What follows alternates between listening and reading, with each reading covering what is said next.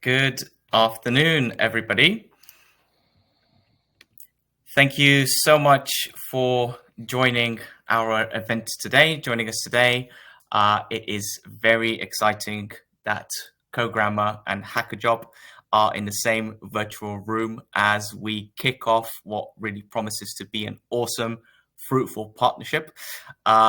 Today, we are here to discuss how our collaboration can contribute towards streamlining and enhancing recruitment processes across tech, and fundamentally, right, connecting the best talent with those right opportunities. So, really excited today to be joined by Phil, who I'll give a brief introduction to in a second. By way of introduction to myself, I'm Miguel, the Director of Employer Engagement here at Cogrammer, where, as you know, we are committed to bridging the gap between education and meaningful careers in tech. Our mission is empowering students by equipping them with the in-demand skills needed to succeed in a very rapidly evolving technology sector. And it's through these partnerships with universities, with employers, and career development programs that we fundamentally provide those tailored learning and employment pathways, and in many occasions, mentorship to make sure that our students are ready upon graduation from our skills bootcamps. And that dedication to transforming learners into those tech leaders of tomorrow perfectly aligns with HackerJob, who exist to change the way that tech talent connects with companies, simplifying that process and making sure that candidates are both the right fit skills-wise and across cultural values as well, right?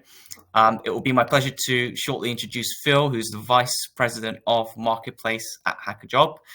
Phil brings a wealth of experience in the tech recruitment sector and has been instrumental in shaping HackerJob's marketplace strategy. And today he will be sharing insights into how HackerJob's innovative platform is really shaping and transforming the way that companies attract and engage with tech talent, with a view to provide you with some first-hand insights to help you achieve your goals for a career in tech. Before we get into it, though, I just want to cover a little bit of housekeeping, right? So on the right-hand side of your screen, there is a chat function. So please, as we go along with the session, do post questions directed at Phil, and I ask at this time that you just keep them focused on the topic at hand. What we commit to do to you is take some time at the end to address as many questions as we can. Just to reiterate as well, the session is being recorded, and the recording and slides and any additional content will be available and circulated to yourselves for downloads and for your bank of resources. And yeah. And then another really important thing to dive into is, in line with our commitment to making sure that every student and every member of staff feels safe and happy, I do want to make sure that everyone is aware that there are plenty of individuals that you can reach out to if you're worried about anything, right? So right here on the screen is our dedicated safeguarding and welfare team. They are headed up by Ian, who is our designated safeguarding lead here at Cogrammer and Hyperion.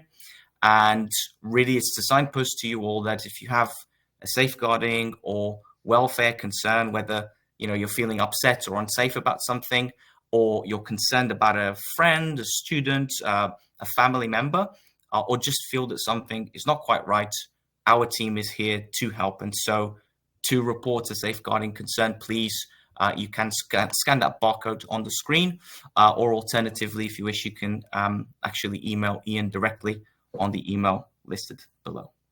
Okay, fantastic. So without further ado, I'm very, very pleased to hand over to Phil. Hello, thank you so much, Miguel. And hello to everyone joining today's webinar. Really pleased to be able to join you today. So today we're going to talk about some of the trends within the tech sector and that we're seeing from our perspective here at HackerJob, as well as hopefully give you a couple of nuggets of information that you can use when it comes to finding that first role within technology. And we'll also kind of touch on how HackerJob works a little bit as we go into it as well. But before we do delve in, just a quick intro to myself. So hi, my name is Phil Kell. I'm the VP of Marketplace here at HackerJob. I've worked in the tech recruitment industry for around 10 years. The last 6 of those have been with HackerJob. Actually joined when we were a company of 3 people. So always happy to field any questions around startup life and things like that, if that is the type of company that people on this call are looking for. But ultimately what that allowed me to do is kind of combine 2 passions, one being helping people find jobs, but 2, the tech side of things. I think we've all seen, different industries that really could do with being shook up a little bit by technology. And that's really what we're trying to do here at HackerJob. So we have some really smart kind of AI matching. But one thing we really focus on is making sure there's still a human in the loop. What we're not trying to say is that recruitment can be automated entirely, as is the same across many different industries. What we're trying to do is empower humans to make better decisions, quicker decisions, and essentially be more effective and efficient in their roles. And I think that's something that we're seeing applied across, all sorts of fields of technology at the moment. We're going to touch on some of these kind of more modern concepts that have really accelerated in perhaps the last 18 months to 2 years. With the advent of OpenAI and ChatGPT. So yeah, really excited to be here and chat to you all through today's webinar. If we go to the next slide, please, Miguel. Awesome. So kind of starting to set the scene, technology continues to drive the world forward, from rockets that land themselves in the middle of the ocean, to AI that continues to shatter the status quo. Technology is literally all around us. If we can go to the next slide. Traditionally, we tend to think of tech companies as being, the big 5, right? You've got your Googles, your Amazons, Metas, Apple, Microsoft, maybe a few others slip in there. Netflix, I know, is obviously another company that's really kind of broke into that set. But we don't tend to think of every single company out there being a technology company, when the reality is today, it absolutely is. So actually one of the biggest employers for technologists on our platform at the moment is Sainsbury's. Most of us think of Sainsbury's as the local shop down the road where we can go grab a pint of milk. Actually, they have one of the biggest tech teams in the UK, and they're actually working with one of the biggest data sets in the UK. So, if you're thinking about coming at it from a data angle, while, a role at a Facebook or a Meta or an Amazon might seem, super attractive on the surface, actually, some of these other companies that we don't typically think of as tech companies are doing some really cool things, trying to apply some really modern technologies in some really interesting ways, and ultimately working with huge data sets, which allows you as an individual to really kind of hone your skills. If we could jump to the next slide, please. So yeah, here are some examples of other companies, other kind of, I suppose, companies that have tried to break into the sector, or perhaps some more traditional companies that we wouldn't think of as being tech companies. So, I mean, some of the ones that really stand out as being tech first, your Spotify's, your Just Eats, Tinder, these businesses don't exist without the tech. But we've also got on here Co-op, we've got NHS, we've got other kind of more traditional industries, traditional companies that have huge, huge tech teams working on some really, really interesting projects. And look, for a long time, I think the world of technology, the big buzzword was digital transformation.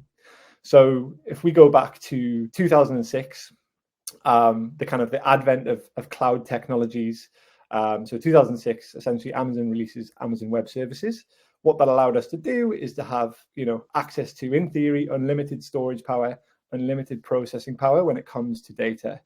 That then powered the mobile computing revolution, because all of a sudden, when you can access cloud storage from your phone, cloud processing power, that phone goes from being a mobile that can make calls and send SMS to these really powerful pocket computers that we have these days that can do, infinitely more than a computer could 20, 30 years ago, and yet they fit in our pocket and we carry them around. What that led into was then the data revolution, because not only do we have the power to store and process as much data as we'd like, we also have these mini computers that we're all carrying around producing this data constantly, right? If we go back 20 years, the average human produced a hell of a lot less data than they do today. So all of these kind of 3 things combined led companies to go on this digital transformation journey. And really, when I started out in technology recruitment 10 years ago, this was the word on everyone's lips. I think now a lot of companies have kind of gone quite far on this journey. It's less a transformation, it's more of an evolution. But even, it's simple things like having websites that process payments, right? For anyone younger on the call listening today, they probably think it's crazy that a company might be missing a website where they could process orders, process payments. But that genuinely was the case, 15, 20 years ago. So all of these companies that are traditional kind of legacy businesses in a lot of ways have gone on this digital transformation journey and now have huge tech teams working on really innovative projects, and they're leveraging cloud technologies, mobile technologies, increased access to data in some really, really, really cool different ways. Obviously, there's then the next step, that next leap forward, which really is the AI revolution that we're seeing at the moment. And we are going to kind of touch on that as we go a little bit further into today's presentation. But really what I wanted to do is just start by opening up people's minds and thinking about, the type of role you're looking for. Because I think when it comes to finding that first role, it's useful at the very least to have some criteria, some passion for the area, the role that you're looking to work in. Because again, as we get later into the webinar, we'll really look into kind of the sorts of things that companies are looking for at an entry level. And one of the things that really stands out is passion. So while it's absolutely fine to just go out and see what's out there, because ultimately sometimes we don't know what we're looking for until we see it. At the same time, if you have a passion for a specific problem, specific industry, specific type of business, then really kind of trying to focus your search on companies that are solving this problem or working in this industry can really help you to evidence that passion when it comes to that initial conversation with that particular brand. So I think, good place to start is just really opening our minds up and thinking about what is a tech company. And these days, the answer is every company is a tech company, essentially. If we could jump 2 slides, please, that'd be awesome. And the next one, please, Mikhail. Thank you so much. So look, as we've already said, we've touched on the fact that, if we could just go back to the AI one. We've touched on the fact that, companies have already gone through this initial digital transformation revolution where they're harnessing the power of the cloud, the power of data to really drive their businesses on. The next step that we're really looking at is artificial intelligence. And so what we're going to do now in this next section is just look at a few of these more modern concepts that are really powering this next revolution, which for all of you is super exciting because you're at the start of your journey in your tech careers. And really, this is the journey you're going to be going on. People 10 years ago would have went on the journey of DevOps coming in, leveraging cloud pipelines, data pipelines, all of that sort of stuff. A lot of that infrastructure is there. The next leap is how we then utilize things like AI, things like ML to really kind of make that additional difference. So artificial intelligence is obviously a field of computer science that focuses on developing machines that can perform tasks that would typically require human intelligence, such as visual perception, speech recognition, decision-making, language translation. And look, we see these, being applied in lots of different ways. So whether it's on the computer vision side of things, so computers being able to see in the application of things like self-driving cars, or perhaps the way Google Translate, Google Glass, all of those sorts of things help you to translate language just by kind of hovering your phone over it, right? You can read a menu in any language now just by pointing your camera at it. All of these different tools are leveraging artificial intelligence. I think what's really exciting for all of you is the last 18 months have been the biggest leap forward in AI that we've seen since probably like the 50s and 60s when the very, very first initial AI models came out.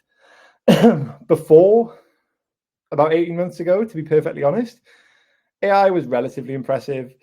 You had chatbots, but often they were kind of pre-programmed to give specific answers. All they were really doing was interpreting the language, the written language that someone had given them. And typically they'd be pre-programmed to one specific language, so English, for example. Or you saw things like recommendation engines, right? Where all they're doing is ingesting a load of data, looking at your shopping habits, and then recommending things to you based on, past activity that you've conducted. So interesting and useful, but not really groundbreaking, nothing that really kind of grips you. I think what we've all probably experienced over the last 18 months is really that kind of AI leap that ChatGPT has powered has allowed a lot of companies to really start to leverage AI in much more interesting ways. So it's been used in a wide array of applications across the tech industry. So we've already touched on kind of chatbots, virtual assistants, predictive analytics. But with ChatGPT, what it's allowing, those companies to do is leverage tools like TensorFlow and open source machine learning libraries to really, really add that human element to the intelligence, to get away from those pre-programmed logical decisions and actually get to the point where humans can really start to fill in some of the gaps and help humans become much, much more efficient. Next slide, please. Next, looking at machine learning.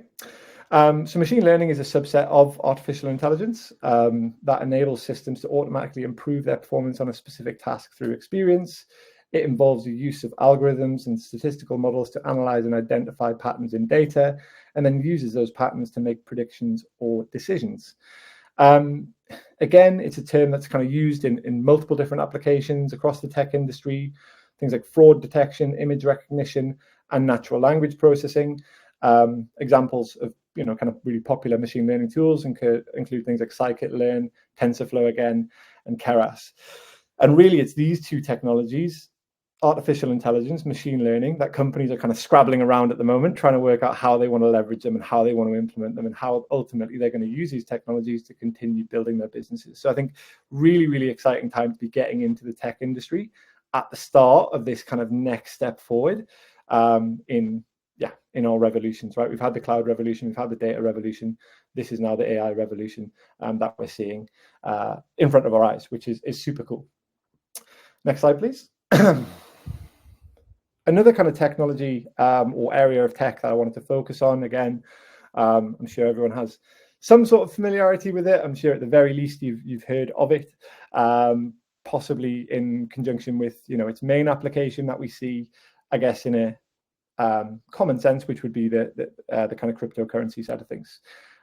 So blockchain is a decentralized and transparent digital ledger that securely records and verifies transactions across multiple computers. It provides a reliable and tamper-proof system that eliminates the need for intermediaries and enhances trust in data integrity.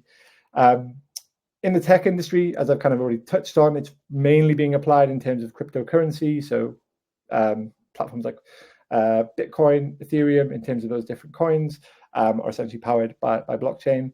And it enables secure and transparent peer-to-peer transactions without the involvement of traditional banks. But blockchain is going to be applied in a hell of a lot of different ways, right? Blockchain right now is very much utilized for crypto, but there are countries looking at whether blockchain passports would be a better approach than having a physical passport. Basically, what it is, it's a digital ledger which can't be tampered with. And obviously, one of the problems that we have with the digital world at the moment is, it's susceptible to security breaches, it's susceptible to hackers.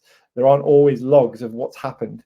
With blockchain, because it's powered by different nodes, so each node would be a computer, you might have 100 different computers that are all powering this blockchain.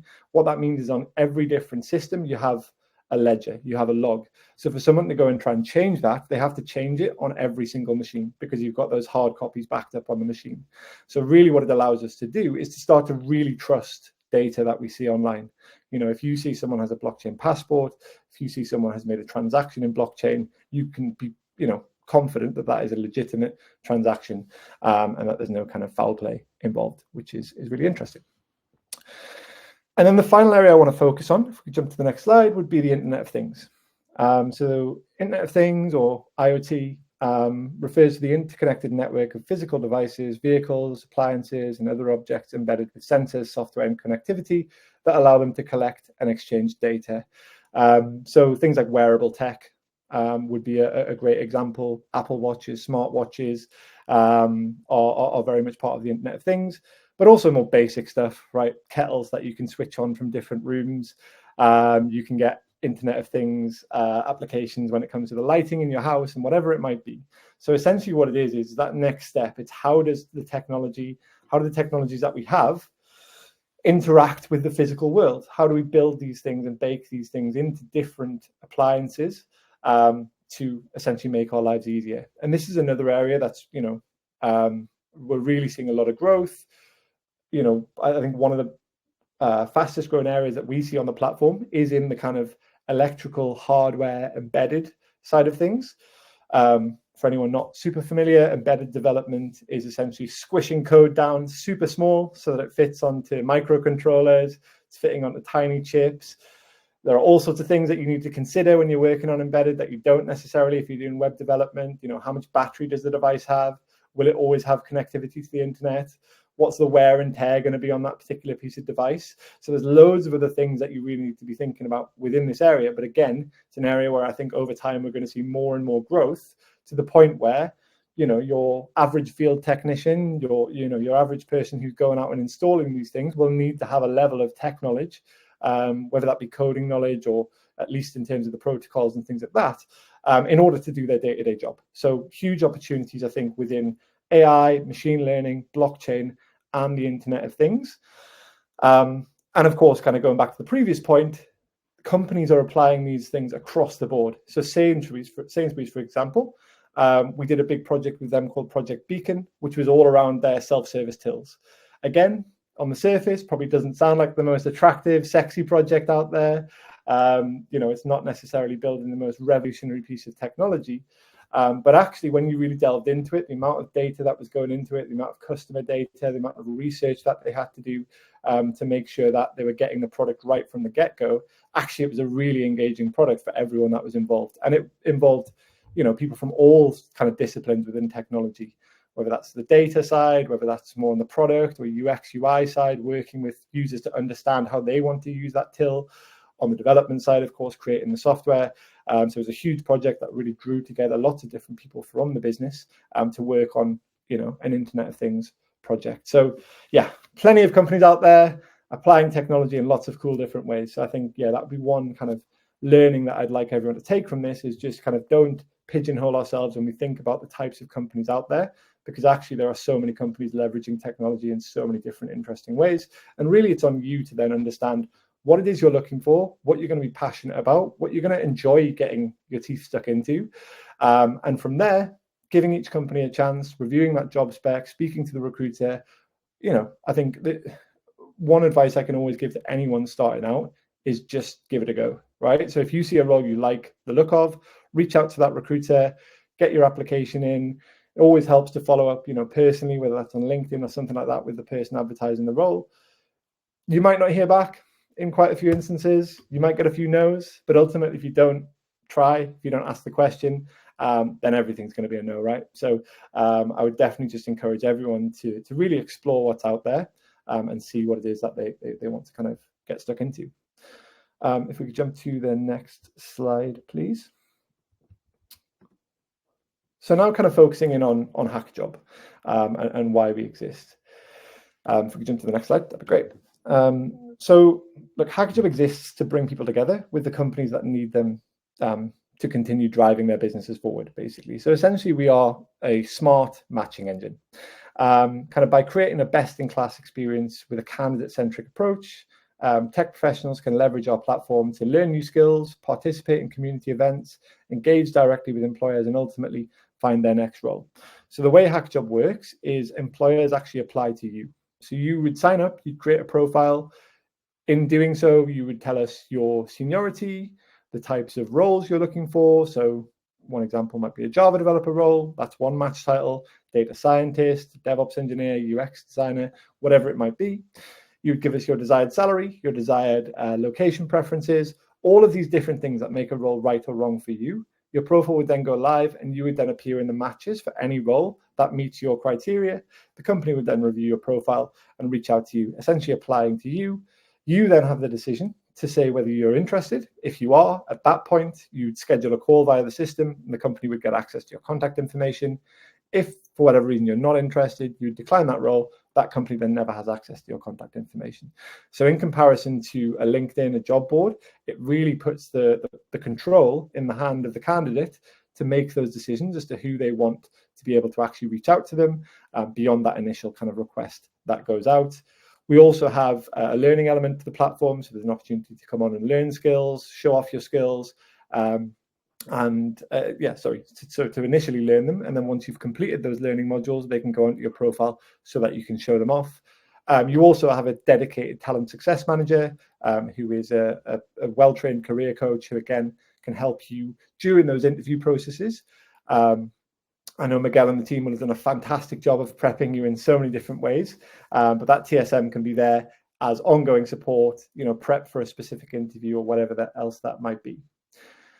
So look, through our full stack hiring platform, companies are able to directly source talent through the two-sided marketplace, craft a compelling employer brand to a community of over 500,000 tech professionals, which is awesome, and conduct online assessments and remote interviews, as well as generate powerful insights about the diversity and inclusion performance. So we provide a lot to companies as well, and what that means is we have a constant source of jobs and companies on there looking to hire talented individuals like yourselves. If we go to the next slide, please. Cool.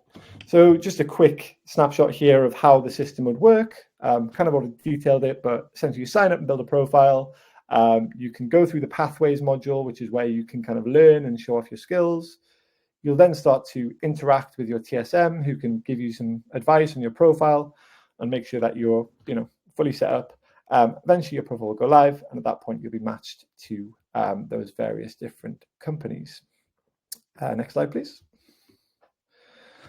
And again, just a little snapshot here of what one of our candidates says. I would really encourage anyone out there to go and check out our Trustpilot. Loads of fantastic stories on there of all of the different candidates that we've helped over the years, which I'm very, very proud of. Next slide, please. So in terms of the areas that we cover, I think aligns very well to the types of areas that you've been working on. So cover all levels of seniority, from graduates and junior, mid-level to senior, across software development, project management, cloud, QA test, data design, and product. More recently expanded into electronics, electrical and hardware. And yeah, we have lots of other adjacent areas, things like project management. Obviously can spin off into BI development, business analysis, and all those different things. So these are the kind of headlines. But again, I would encourage anyone looking for that first role to give it a go and see kind of where you end up. Next slide, please. And one more. Fantastic. So what we will be doing is sharing content with Miguel and the team around the types of companies that we have hiring on the platform at the moment. So you can see a bit of a snapshot there.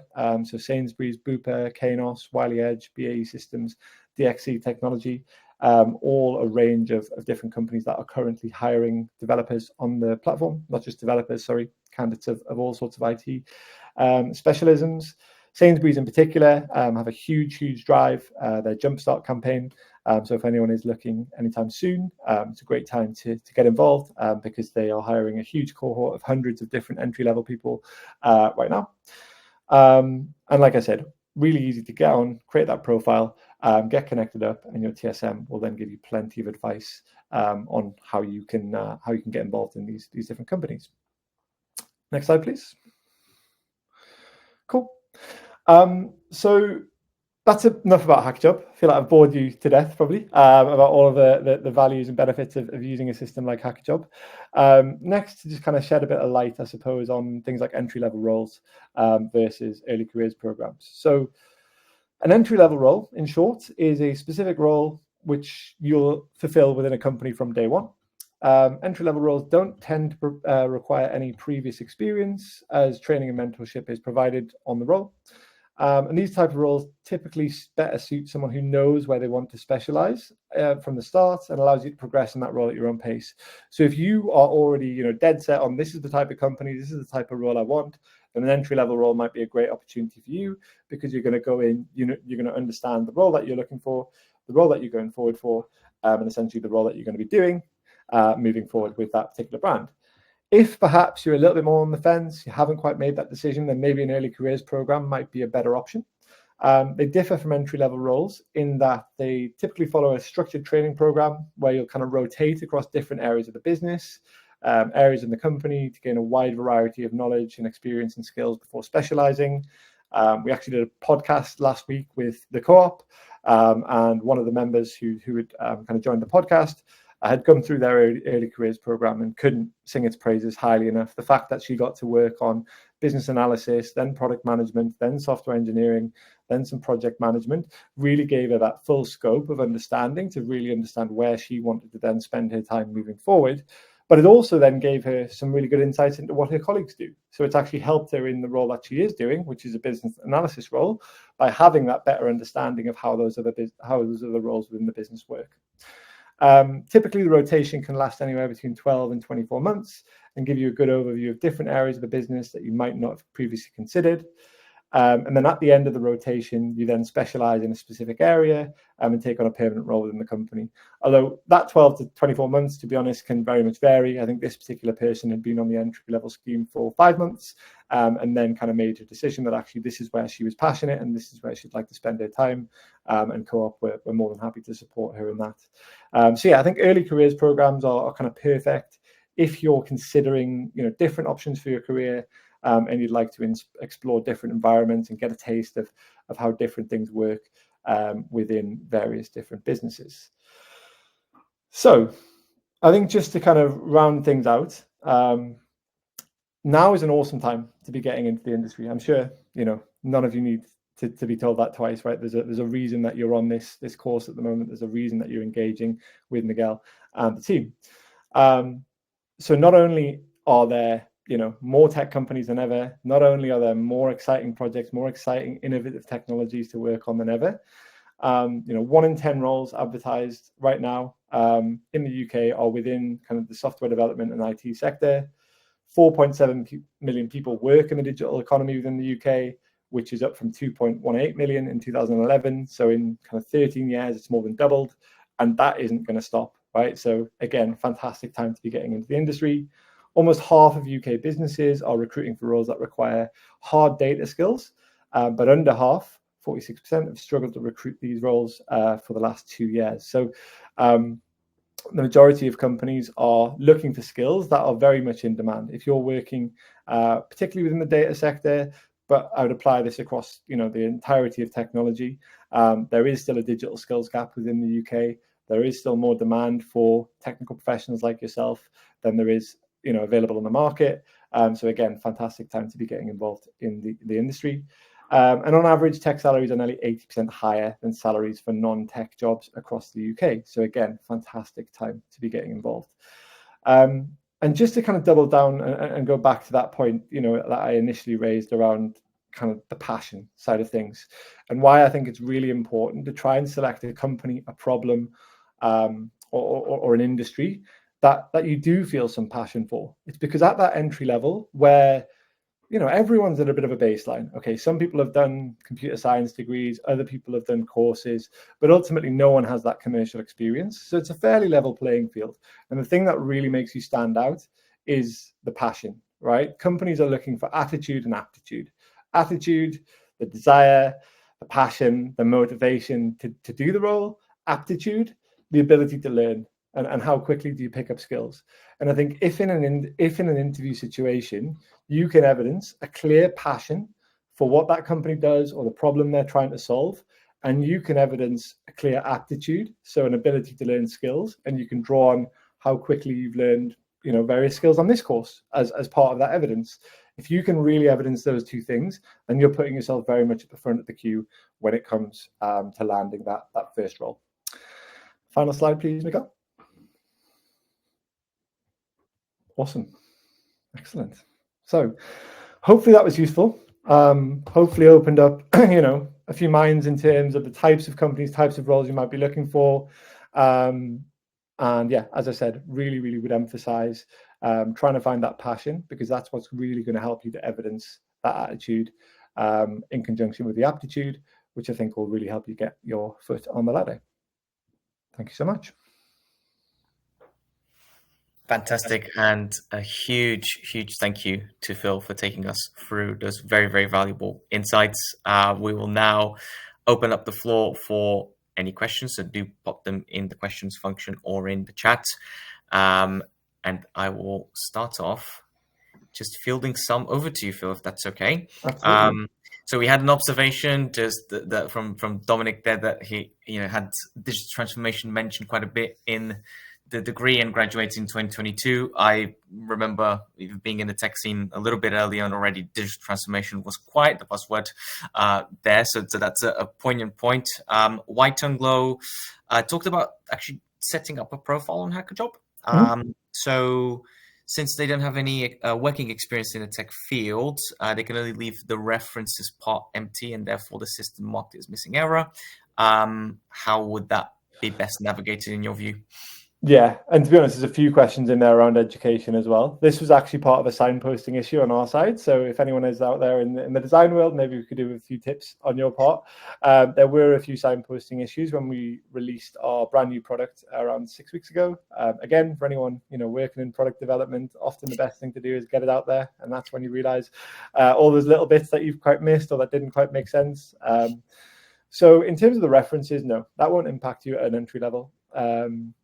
At an entry-level role, like ultimately companies understand that you don't have commercial experience yet, and there's no way to get commercial experience until someone gives you a job. So what they're basing their decision on is the information in front of them. Now, if you do have even any personal projects, things you've worked on for friends, with friends, anyone who can provide a short reference that you think is going to add some color, is going to add a bit more detail into some of the projects that you've worked on, then feel free to get those on. There's absolutely no need for that referee to be a CTO or anyone, particularly senior or, with some incredible responsibilities. But no, I wouldn't say that has any impact. I've certainly never heard any company reject someone for lack of references. What they're looking for there is, what are the skills you've learned? So I would definitely be getting, this course onto your profile, really evidencing the types of skills you worked with, the types of things you learned during the process. And again, really, when we think about your summary and your bio, I know we've probably automatically generated that for you, which we do based on the CV. But I would, again, encourage anyone to go back and have another look at that and really think, does this really evidence my passion for getting into a specific industry, specific type of role? And if not, then, go back and kind of refactor that a little bit. And this is the sort of thing that your TSM can absolutely help you with. So if you're not seeing any success, or you suspect that your summary, your bio could be a little bit better, these are absolutely the sorts of things you can reach out to your TSM about, which you'll find on your main dashboard. If you just go on the panel on the right, you'll have a contact your TSM button, and they'll be able to help you with any kind of small optimizations like that. Amazing, incredible value and support there. Speaking, I think a little bit lending itself to this topic in terms of completing a few pathway activities. I think Phil just addressed just like adding that, and equally, through William's question around filling out education on HackerJob, it would be a question of kind of adding those pathways as well as much as anything, and the boot camp. So yeah, I think to an extent. So in terms of the pathways activities, which are the kind of learning modules that we have, again, they're optional, right? I think particularly at the entry level stage, that's where they add the most value. Like being totally frank, if you're a senior engineer with 8 years experience, companies aren't looking at, small challenges and bits of code that you've done via our system. They're looking at your career history. They're looking at the companies you've worked for, the technologies you've used, the responsibilities you have, because they have that to rely on. At the entry level stage, where they don't have that information to rely on, I think that's where the pathways can be the difference between you and a different applicant. So I would absolutely recommend anyone at this level, whether it's uploading projects, which you can do from GitHub, or completing a few of those pathways. It does then just help your profile stand out when a recruiter is looking at them. And just on William's question, so yes, again, we did have a bit of an issue with structured data. So one thing that we've actually recently implemented, which has a lot of benefits in a lot of different ways, is actually structured data on the company and the university side of things. The reason being is it allows then companies to match based on things like industry, based on things like specific degree topics. So for example, we have a healthcare provider at the moment. They're looking at the entry level stage, but anyone who has some prior context of working in healthcare is someone that they're really, really looking to speak to. So we implemented a lot more structured data around companies, around universities, but naturally, a few issues arose from that, and we didn't have every single university or education provider logged. So our team at the moment has a process to make sure that we have all sorts of non-traditional education forms in there, not just your traditional universities. So again, William, I definitely encourage you to reach out to your TSM. They'll be able to help you bypass that.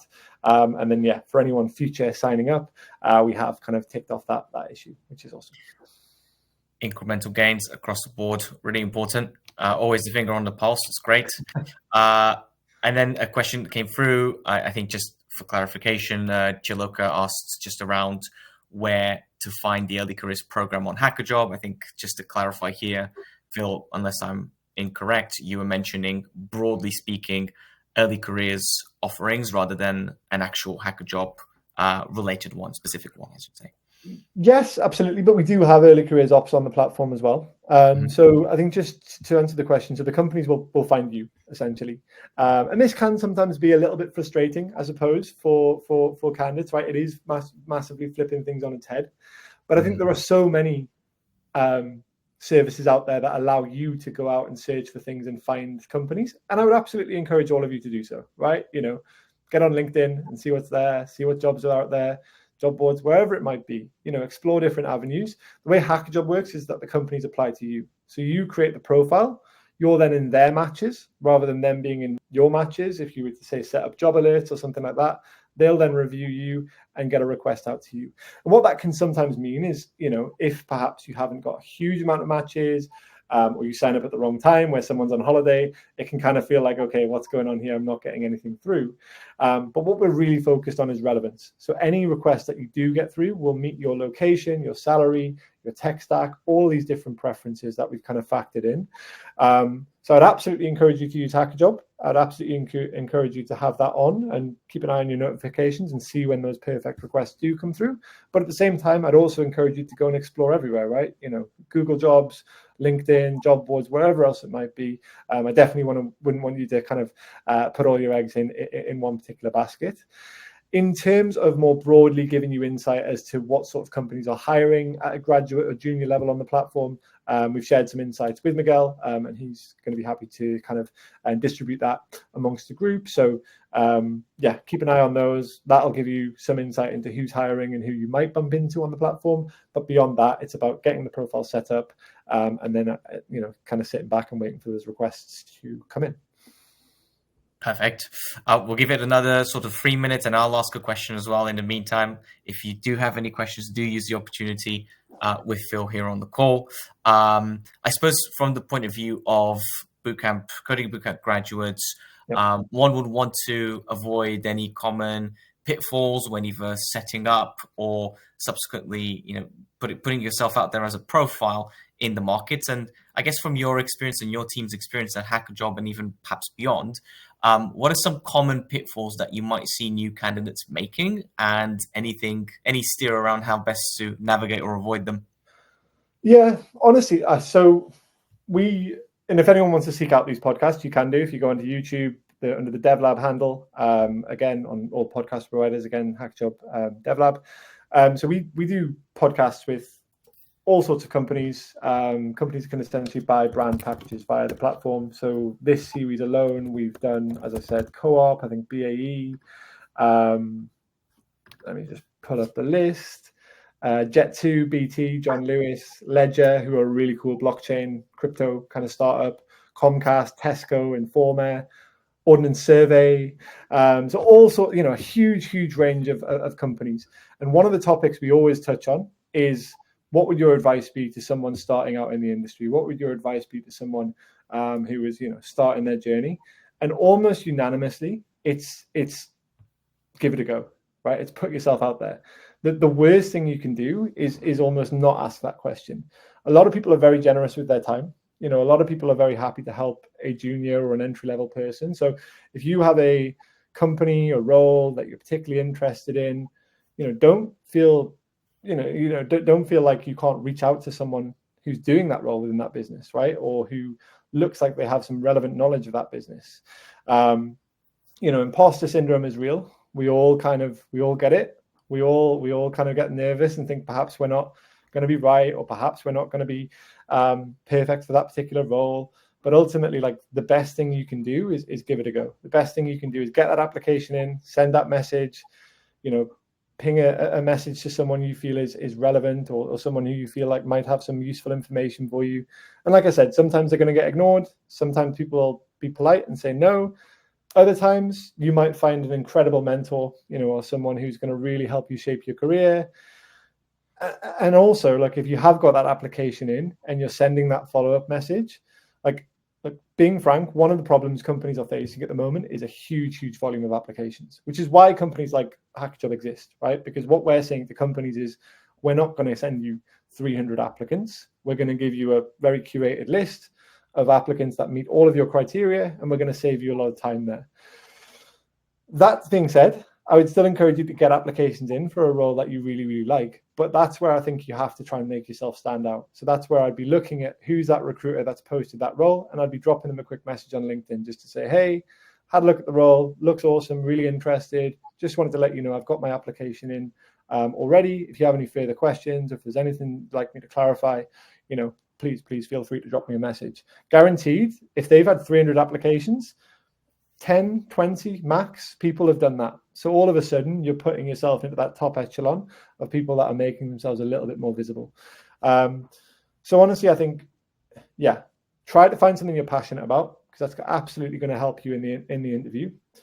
Try to find ways to evidence aptitude, so speed of learning, because ultimately that's what you're doing at an entry level. No one's going into an entry level role with the knowledge.